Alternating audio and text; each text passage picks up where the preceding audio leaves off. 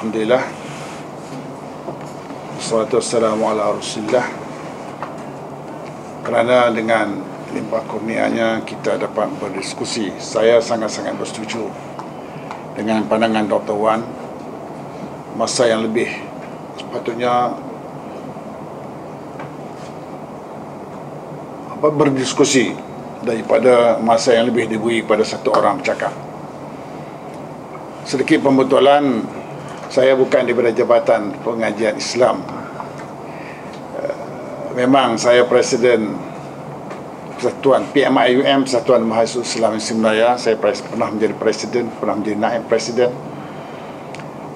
Dan Presiden PKPIM pada masa itu ialah Saudara Anwar Ibrahim. Saya mengambil sosiologi. Cuma pergi belajar agama sikit-sikit dengan berkat berkawan dengan saudara kita di Universiti Jabatan Pengajian Islam. Cuma saya mengambil pengajian Islam satu subjek saja yang diajar oleh Ustaz Osman Muhammadi. Itu sajalah. Jadi kembali kepada dia, kalau letak pun tak apa, aku dengar kot. Saya try tengok. Boleh dengar ni? Okey lah. Untuk tuan ni dia lenguh tangan. Jadi saudara kita hormat, disebut oleh Dr. Wan mengenai pluralisme agama yang cukup setengah jam kita, tak ada jam, yang perbincangannya mesti dikaitkan dengan liberalisme.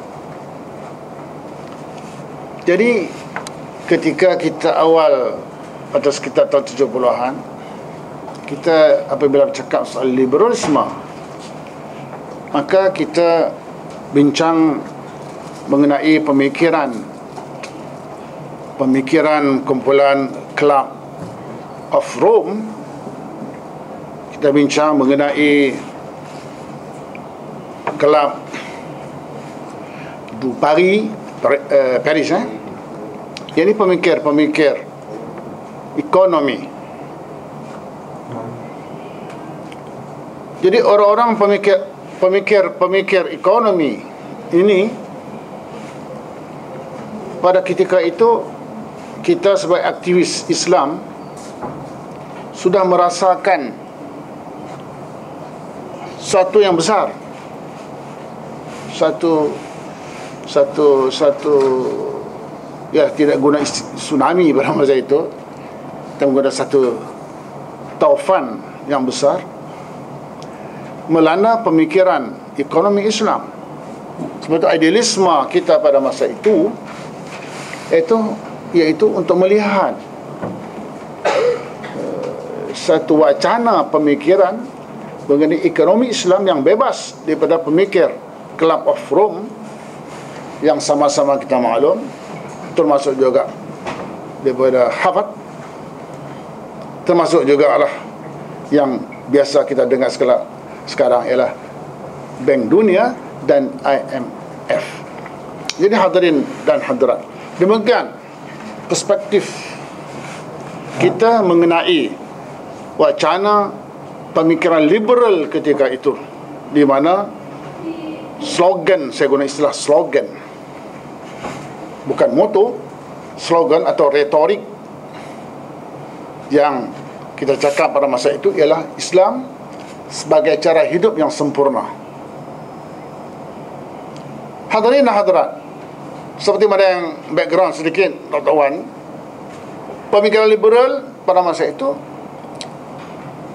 kita lihat dari segi aspek itu, aspek ekonomi. Tetapi itu pun sudah menyakitkan kita, sudah menjadi sebuah masalah besar kepada kita, kerana kita nak melihat satu nizam hidup yang sempurna, yang biasa disebut pada masa itu ialah Islam sebagai way of life, istilah pada masa itu. Tetapi rupanya pemikiran liberal di dalam ekonomi berkembang Kerana seperti mana yang sama-sama kita faham, arus memusuhi Islam yang disebut oleh Allah, lan tarda ankal yahud dan seterusnya, dia berkembang.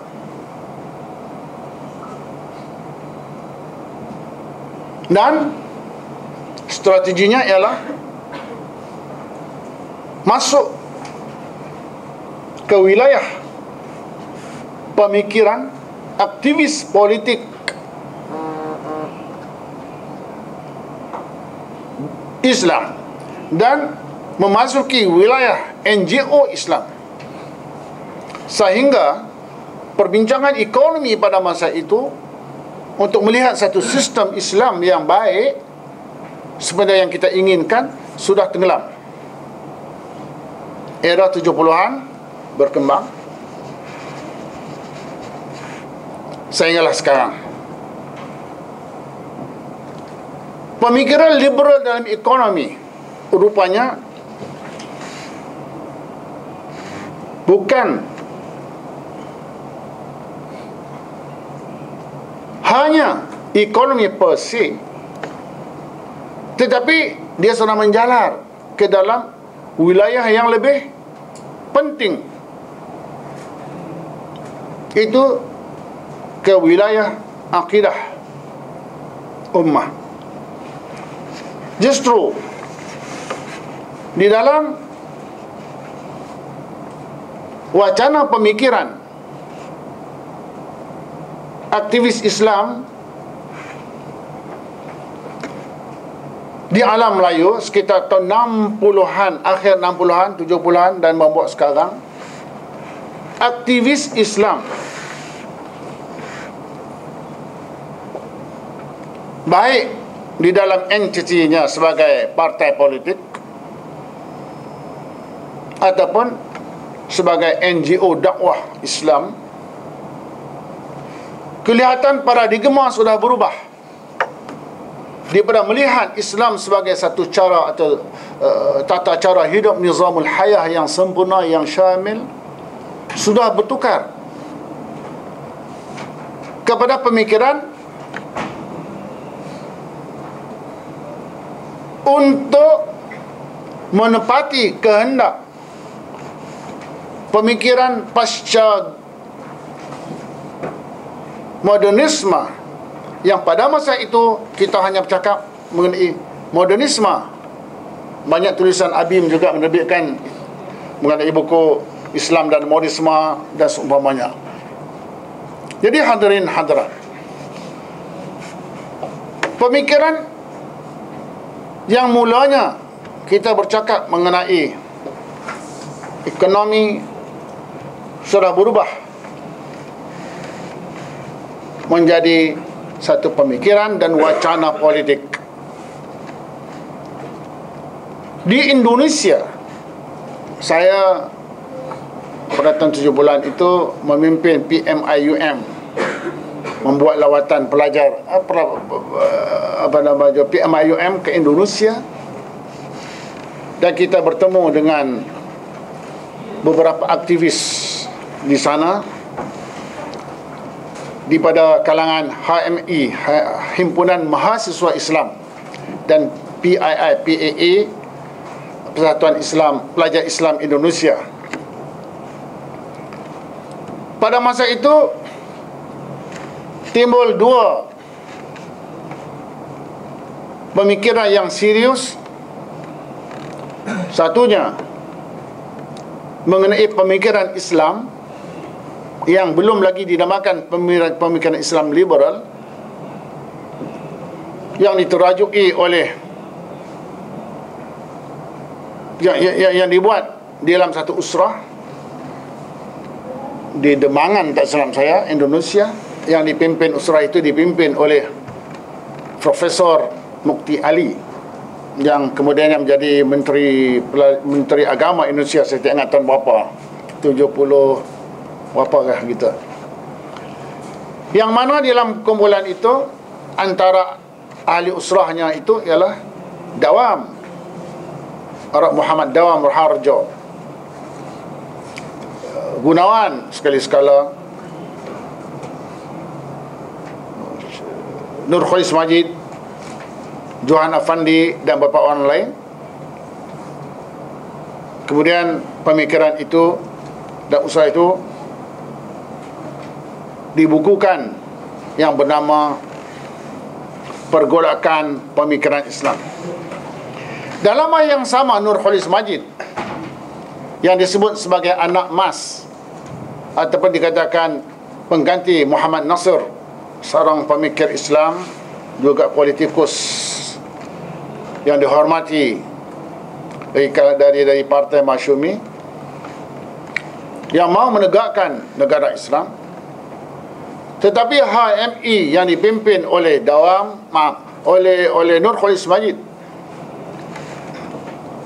Johan Imanuddin Abdul Rahim, Pak Imad, kalau di Malaysia dikenal, dan beberapa orang lagi, menolak Islam sebagai partai. Jadi kata-kata yang kata-kata keramat mereka ialah Islam yes, partai Islam no.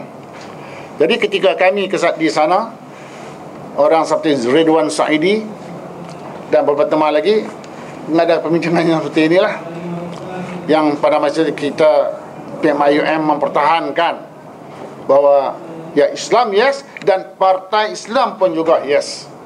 Itu perbezaan kita pada masa itu, HMI dengan PMI, Persatuan Mahasiswa Islam Muslim Malaya. Jadi saudara terhormat, wacana yang kecil daripada kampus Institut Agama Islam Negeri IAN, sekarang tukar kepada Universiti Islam Negeri, tak salah saya, berkumpulan kecil yang dimulai dari kampus Islam, yang dimotori oleh aktivis Islam dan dosen-dosen Islam, mengembangkan pemikiran Dawam, pemikiran Ahmad Wahib daripada kalangan kumpulan usaha yang kecil, sekarang sudah menguasai ratusan kampus Islam di Indonesia.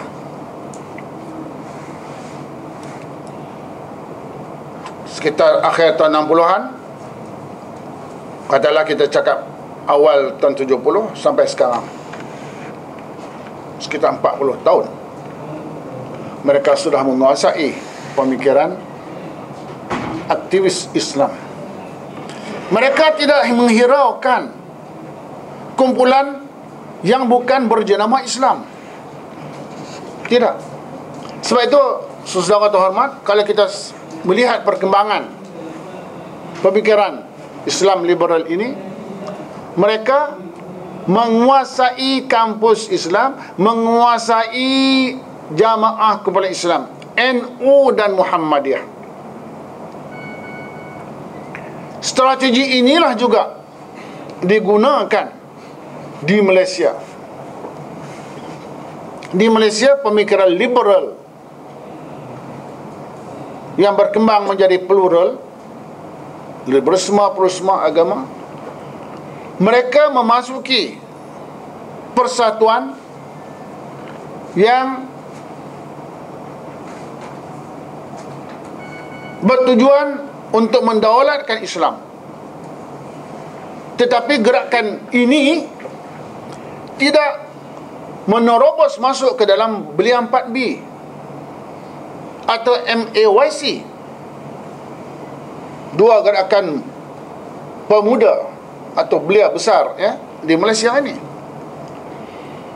Tetapi sebab itu kita lihat pemimpin, secara kebetulan kita pada masa itu bersama dengan Majlis Belia Malaysia MBM, tidak melihat orang pemimpin belia 4B atau MAYC yang menganut faham liberalisme dan pluralisme agama. Sebab target gerakan liberal dan pluralisme ini ialah untuk menjahanamkan umat melalui organisasi yang berjenama Islam. Di Indonesia pun demikian. So itu organisasi yang bukan Islam, mereka tidak hirau, mereka masuk ke dalam kumpulan Islam. Seperti saya katakan, NU, Nahdlatul Ulama, masuk ke dalam wilayah Persatuan Muhammadiyah, dalam HMI. Padahal banyak lagi persatuan-persatuan yang bergerak aktif di kalangan masyarakat. Mereka tidak hirau semua itu, sebab agenda mereka daripada awal lagi ialah untuk memurtadkan umat. Jadi saudara-saudari, background ini perlu kita fahami dengan mantap, dengan memahami sejarah. Kita boleh menyusun strategi bagaimana sewajarnya tindakan atau strategi, the counter strategi perlu dibuat oleh kita. Liberalisme dan pluralisme agama, ya, John Hick dah meninggal pada Januari baru ni. John Hick, bapa pluralisme agama, sudah meninggal, ya, Februari berapa bulan, 9 tak salah, baru ni. Ini saya sujud syukur dengan kematian John Hick. Horizon Shawn 89 tak salah, Horizon Shawn. Jadi hadirin hadirat, poinnya begini, liberalisme ini yang meneruskan agendanya kepada pluralisme agama, prinsipnya terlalu mudah, iaitu prinsipnya sapere aude, iaitu bebas menggunakan akal, berani menggunakan akal, berani menolak authority agama. Dan kita, bagi mereka, juga mempunyai kemampuan yang tinggi. Saya pernah berjumpa dengan aktivis sosialis, sebenarnya Marxis, Maois pada masa itu. Dia kata, pemimpin itu berkata pada saya tahun 70-an, kata dia, Ismail, saya sekarang sudah matang. Sekarang sebab umur saya sudah 40. Jadi kata pemimpin itu, sekarang beliau ni tinggal di Pulau Pinang. Dia telah meninggalkan partai sosialisnya dan menulis perkara-perkara mengenai anti hadis. Dia kata dia pada saya, sebenarnya saya sekarang sudah matang, umur saya sudah 40. Jadi saudara terhormat, inilah pemikiran liberal yang dianuti oleh aktivis Islam. Mereka rasa hina diri kepada Kant kerana mereka melihat, bagi mereka, pemikiran Kant adalah pemikiran yang baik kerana membebaskan diri daripada agama. Agama ini menjadi penghalang, kata seorang liberalis Malaysia, bahawa agama inilah menjadi penghalang. Aktivis IKD mengatakan bahawa agama sebagai penghalang.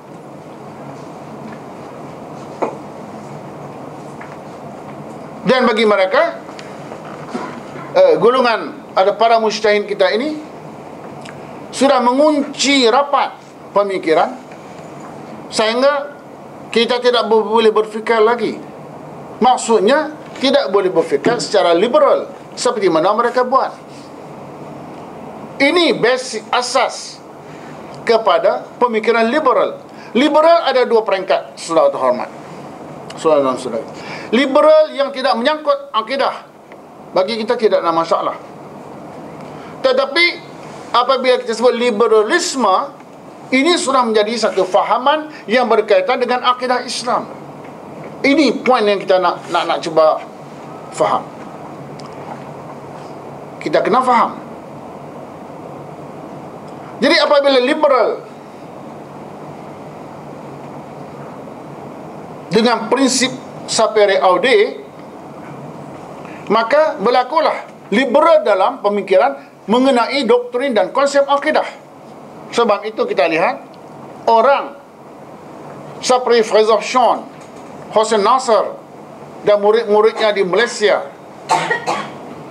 melihat akidah Islam sebagai satu wacana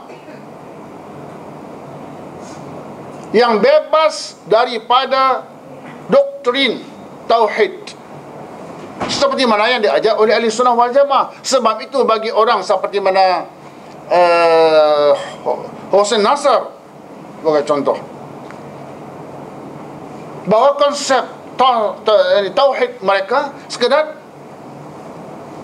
konsep tauhid mereka ialah membenarkan konsepsi Allah itu, membenarkan konsepsi Allah itu kepada siapa sahaja.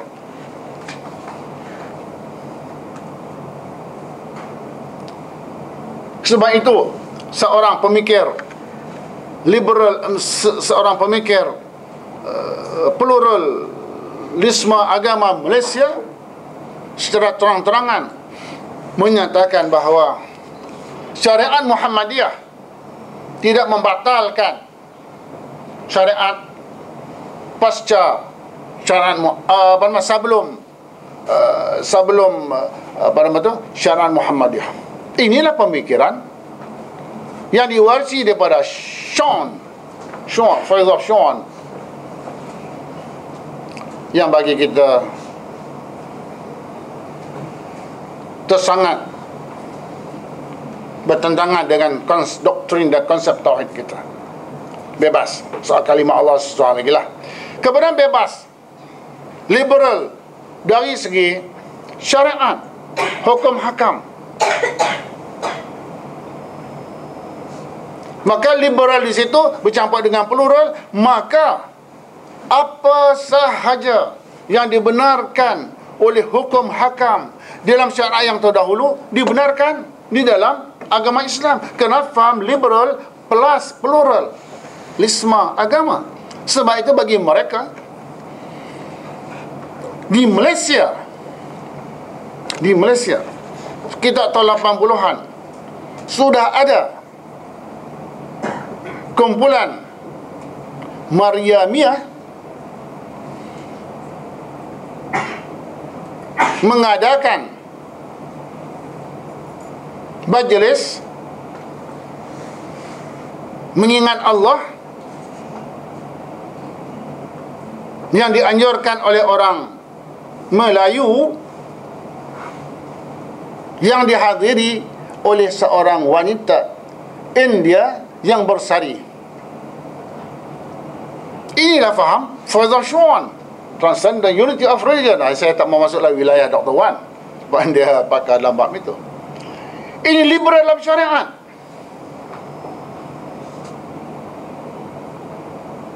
Sebab itu mereka juga menerbitkan buku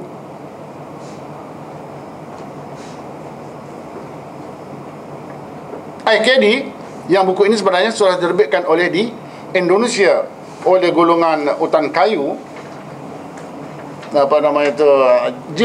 jaringan Islam Liberal Indonesia, ULIL dan seumpamanya, mewajarkan kahwin campur, kahwin silang agama. IKD menerbitkan buku itu. Cuma mereka ini belum lagi ada keberanian moral,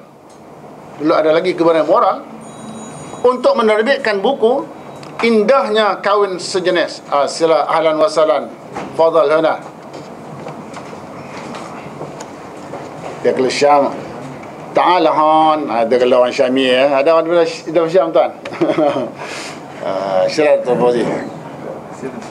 Jadi orang Syam ni ta'ala han, ada huna, han tu huna. Jadi sudah terhormat, mereka belum ada lagi keberanian moral untuk menerbitkan Indahnya Kawin Sejenis. Sudah diterbitkan di bawah seleaan Dr. Mulia, Musnah Mulia. Jadi kalau buku tu terbit di sini, na'udzubillah min zalik, maka peranan kita lebih banyak. Itu dari segi hukum hakam. Kemudian dari segi akhlak demikian juga. Orang liberal campur plural yang saya sebutkan tadi, di akhlaknya, memang akhlaknya dulu kita tahun 70-an kita bercakap mengenai new morality 70-an dulu. Itu pun sudah gawat. Sekarang tak bercakap soal new morality lagi dah. Yang standard moralnya ialah seperti mana yang disebut oleh pemikiran Sapere Ode, akhlak itu ada nilai. Sebab aktivis plural liberal Indonesia soal apa namanya itu moral atau akhlak berdasarkan pada kefahaman kita, kepercayaan keyakinan kita, bahawa standard yang letakkan oleh Al-Quran atau Sunnah itu adalah standard yang mengikut golongan ini ada satu standard yang sudah kata mereka sudah disil rapat, siapa tak boleh buka, kerana mereka tidak melihat tentang waqi'. Maka dari satu sisi mereka menamakan, mereka mahu melihat satu perspektif baru mengenai moral dengan menyatakan bahawa moral itu adalah soal peribadi.